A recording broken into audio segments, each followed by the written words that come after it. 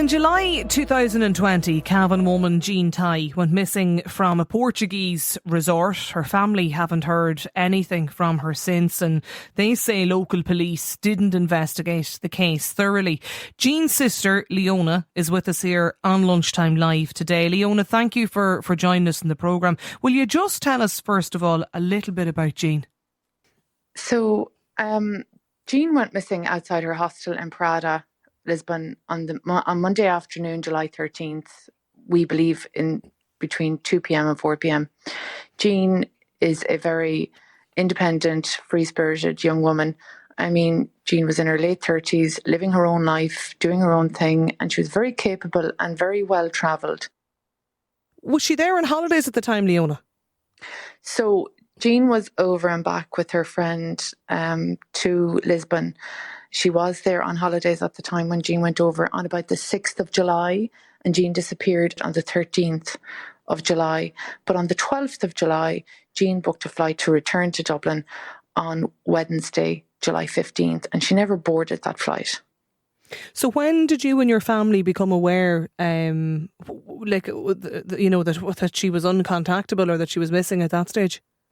We were never informed of Jean's disappearance, even though the hostel workers and another individual had reported Jean missing on about the 16th, 17th of July, and then again on the 18th, 19th of July. We never knew until we reported Jean missing ourselves Christmas, New Year of 2020, 2021, because we hadn't heard from Jean, and the text messages and the phone and the WhatsApp messages just didn't seem like her. And we had contacted all of Jean's friends and they had heard from Jean, but nobody had ever physically seen Jean or had actually spoken to Jean. It was all very vague on WhatsApp and on text messaging and on the Instagram. So when was the last time, sorry Leona, that you yourself or your family spoke to her? I had missed a call from Jean on July 13th and I texted her back and asked her, is everything okay? And she said yes, because I'd known that, she might move out of that hostel. Then I had received messages, sent her messages for about the next 6 or 7 months. And I thought, oh God, now she must be annoyed at me because I said to her, don't get stuck in Lisbon over the lockdown. Because Jean was very independent. She didn't want anyone advising her or telling her what to do or anything like that. She was quite clear that she was living her own life. And then when I had rang around and got through to everybody, when, people started to answer the phone, it became obvious that, Jean had disappeared. But nobody, the Portuguese police or any of the people that had reported Jean missing, that made those statements to the Portuguese police, nobody ever contacted the family.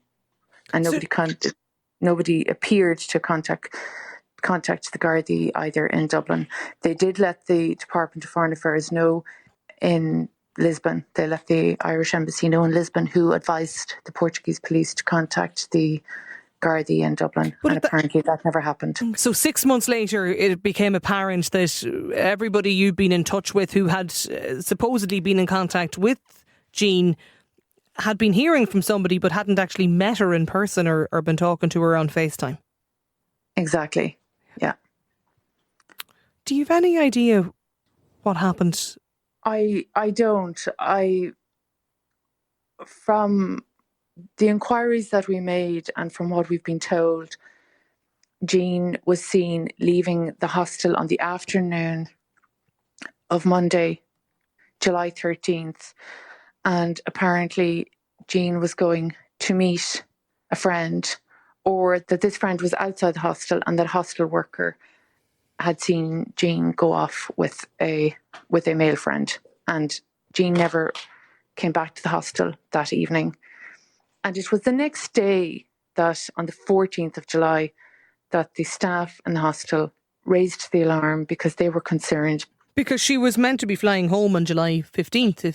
Exactly. Yeah. Yes. So the facts remain that she met a friend, a male friend, on the 13th of July outside her hostel, and she's effectively vanished without a trace ever since.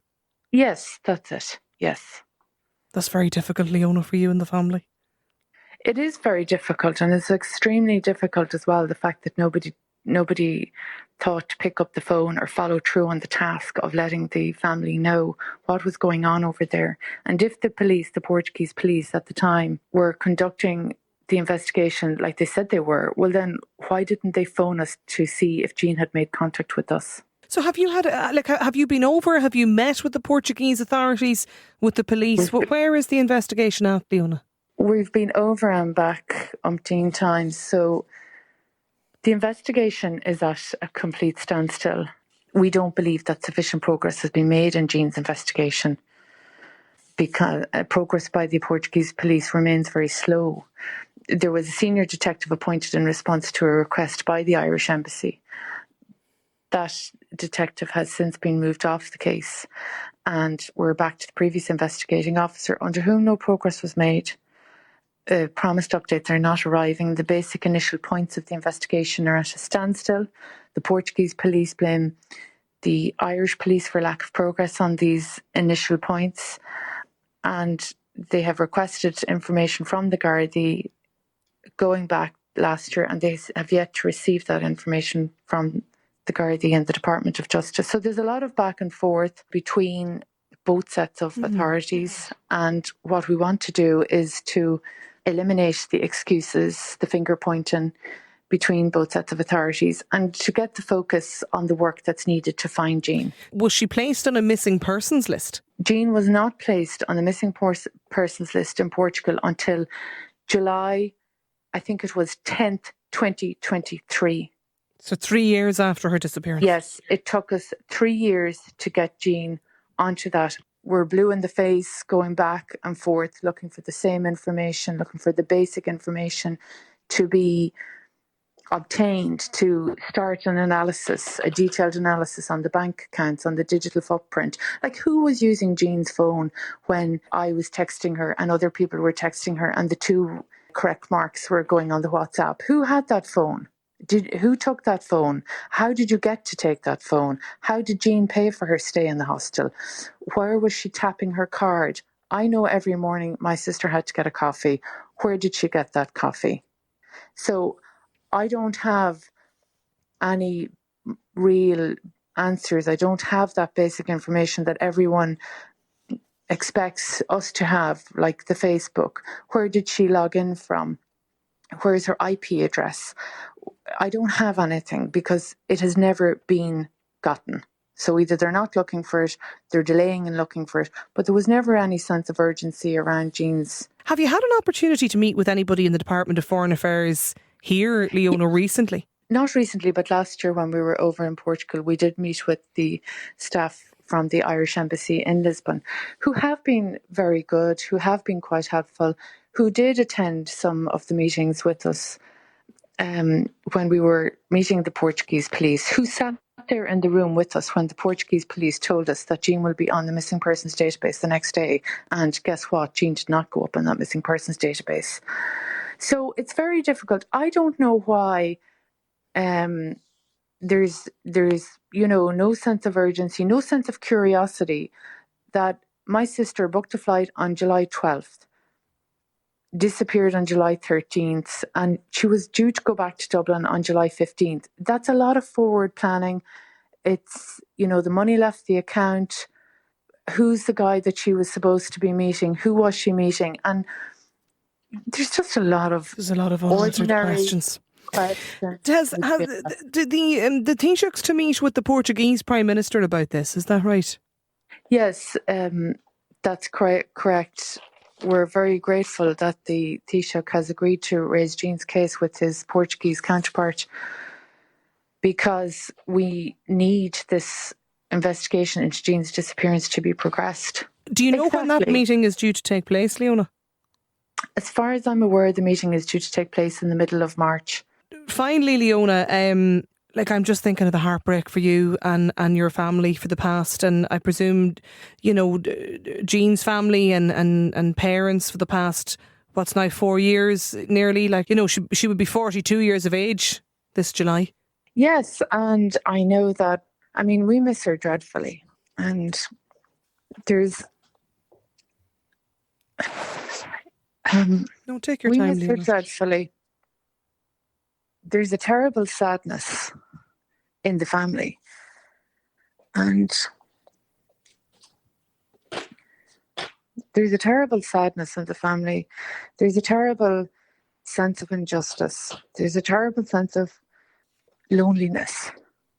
Our sister disappeared one Monday afternoon, going about her business, obviously forward planning, doing her own thing, and she disappeared without trace, and that there is nobody even appearing to be bothered about the fact that Jean just disappeared without trace. I mean, it's shocking. And with all the modern technology and all the advances that have been made, and that none of those technologies have been utilised, that nobody has bothered to say, well, I wonder what happened. And nobody even bothered to pick up the phone and tell us, okay, your sister has been reported missing. We don't really know what happened yet, but maybe you need to get out here.